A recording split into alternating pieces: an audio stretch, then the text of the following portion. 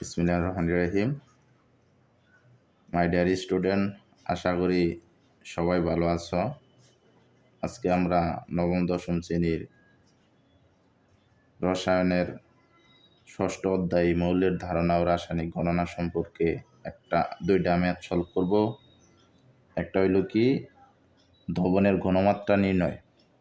এই একটা ম্যাথ জানা থাকলে নৈর্ভিত্তিক বলো, এমসিকিউ বলো, সিকিউ বলো, অনেক কিছু আনসার করতে পারবা মনোযোগ দিয়ে যদি খেয়াল করো।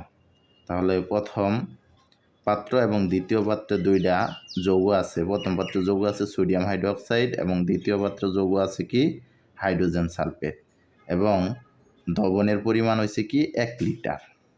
1 লিটার দ্রবণের মধ্যে সোডিয়াম হাইড্রোক্সাইড আছে কি 70 গ্রাম, 1 লিটার দ্রবণের মধ্যে হাইড্রোজেন সালফেট আছে 196 গ্রাম। এই যে উদ্দীপকে যে গ্রাম এককটা থাকে এটা সব সময় তোমরা ডব্লিউ ধরবা। এটারে কি ধরবা? সবসময় ডব্লিউ ধরবা। তাহলে আমরা শুরু করি অঙ্কের সলভে। তাহলে প্রথম পাত্রের ক্ষেত্রে দেখো এখানে প্রথম পাত্র কিন্তু এটা। তাহলে প্রথম পাত্রের ক্ষেত্রে আমরা লিখতে পারি যে উদ্দীপকের ভর অথবা দ্রবের ভর ডব্লিউ ইকুয়াল টু এই যে 70 গ্রাম। আর এই যৌগের আণবিক ভর বাই করতে হবে। ঘনমাত্রা নির্ণয় করবার গেলে আণবিক ভর, আয়তন এগুলা লাগবে। তাহলে সোডিয়াম হাইড্রোক্সাইডের আণবিক ভর হয়েছে এম সমান ধরি আমরা, আণবিক ভরের সবসময় এম দ্বারা প্রকাশ করে।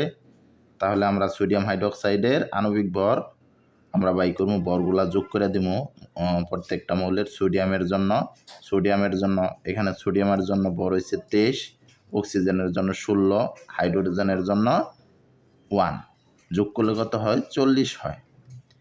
তাইলে আমরা আণবিক ভর বাই করলে ভর বের করছি, তারপরে দ্রবের ভর বের করছে। এখন দ্রবের আয়তন রে বি দ্বারা প্রকাশ করে। দুইটা পাত্রেরই দ্রবের পরিমাণ হয়েছে একটা হয়েছে 70 আর হয়েছে 196, আর দ্রবণটা হয়েছে 1 লিটার। 1 লিটার সমান আমরা লিখতে পারি 1000 মিলিলিটার। আর এই অঙ্কের সলভ করার জন্য অবশ্যই লিটার এককে রাখে অঙ্ক করলে অঙ্ক হবে না, তাহলে অবশ্যই মিলিলিটারে প্রকাশ করতে হবে। তাহলে এখানে আমরা দ্রবের আয়তন বি 1 লিটার অর্থাৎ কি 1000 মিলিলিটার। তাহলে যেহেতু প্রথম পাত্রের ক্ষেত্রে এর জন্য আমরা লিখতে পারি, কারণ দুইটা পাত্রের মধ্যে তুলনা করে গাণিতিক বিশ্লেষণ করতে হবে।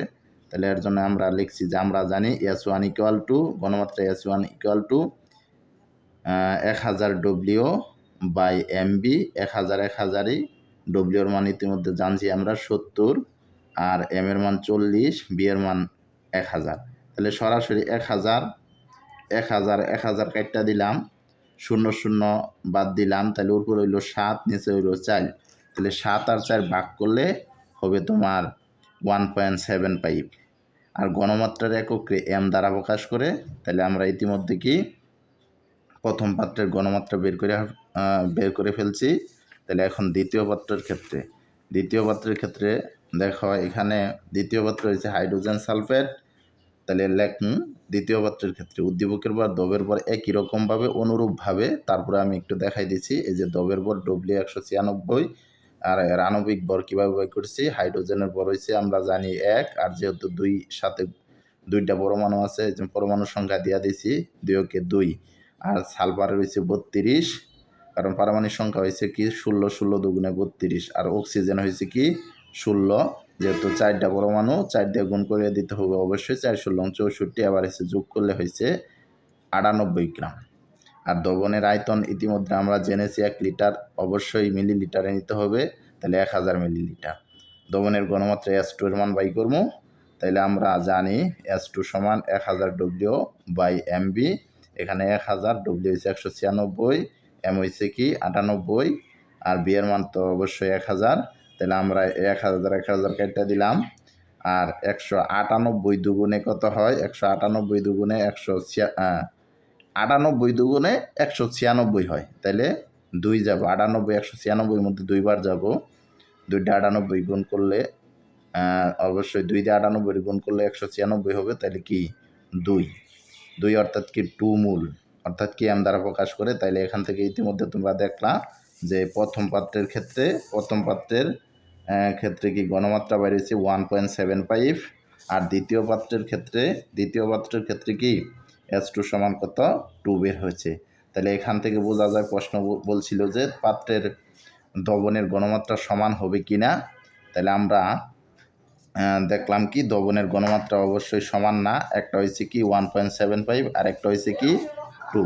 তাহলে বলা যায় যে S1 not equal to S2, অর্থাৎ কি উভয় পাত্রের ঘনমাত্রা সমান না। ব্যাখ্যা করলাম।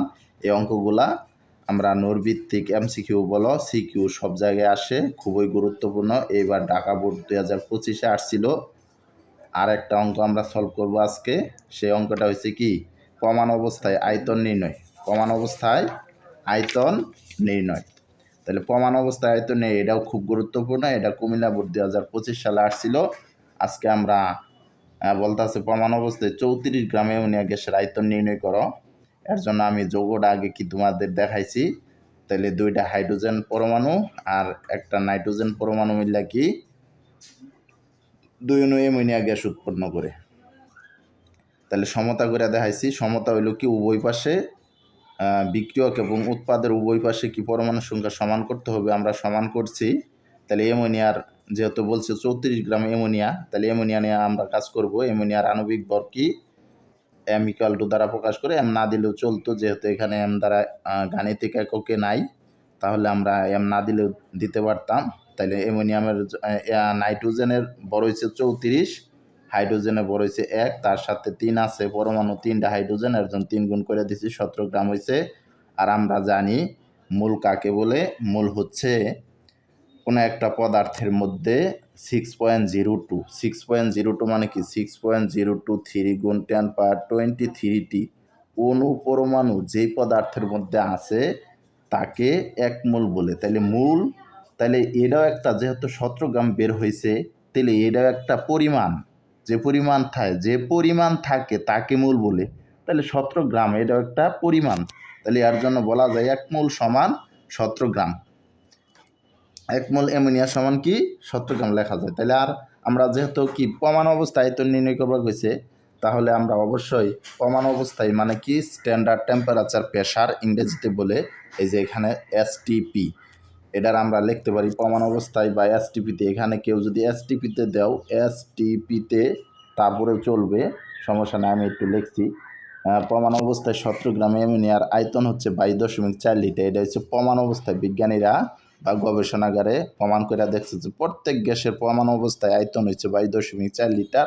তাহলে যেহেতু অ্যামোনিয়া একটা গ্যাস, তাহলে অবশ্যই 17 গ্রাম অ্যামোনিয়ার আয়তন হচ্ছে কি 22.4 লিটার। তাহলে আমরা আবার লিখতে পারি যে শর্টকাটে একটু যদি লিখি, তাহলে 17 গ্রাম অ্যামোনিয়ার STPতে মানে কি প্রমাণ অবস্থায়, STPতে আয়তন 22.4 লিটার।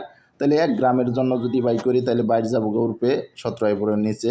আর যদি 34 গ্রাম, আর কারণ উদ্দীপকে বলছে 34 গ্রাম অ্যামোনিয়া গ্যাস, এর জন্য 34 গ্রাম অ্যামোনিয়া গ্যাসের আয়তন আমরা বাই করতে আসি প্রমাণ অবস্থায়।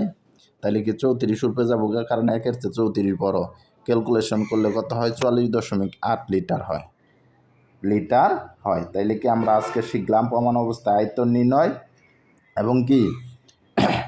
এবং ঘনমাত্রা নির্ণয়। পরবর্তী ক্লাস আমরা ধাপে ধাপে দিব। তোমরা ভালো মনোযোগ দিয়ে ক্লাস দেখবে। আশা করি সবাই ভালো থাকবে।